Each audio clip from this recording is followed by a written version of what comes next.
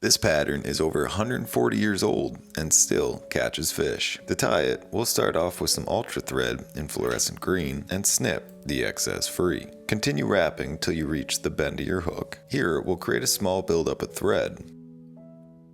Continuing to wrap our thread to the head of the fly, secure, and snip the excess free. Next, we'll grab some fluorescent green UV resin. This one is my favorite, and you can find it in the link below. Add a small drop to the thread buildup we just created and fix it in place with a UV light. We'll now switch our thread out to a black Vivus in size 16/0, secure it to the hook shank, snap the excess free, and continue wrapping to the back of the hook. Grab some peacock Herl, select a single strand and secure it to your hook shank. We'll wrap our thread forward, securing the peacock as we go. Once we reach the head of the fly, put in a few whip finishes, and if you have a rotary vise, set your thread to the side.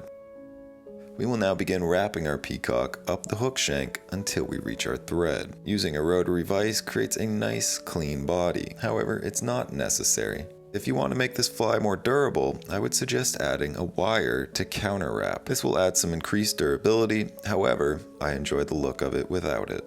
Also, if you are part of our Discord community or would like to be, we're hosting a Secret Santa event where people are exchanging flies, myself included. If you would like to be a part of this event, you can check for the link in the comments below to join our Discord community. Once we reach our thread, we'll secure, taking wraps both in front as well as behind the peacock, and snipping the excess free.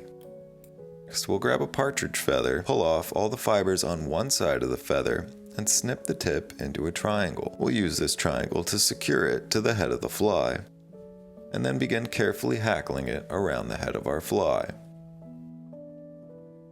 Once happy, we'll secure the partridge feather in place, and snip the excess free. Clean up any exposed stem, wrapping your thread slightly back onto the partridge.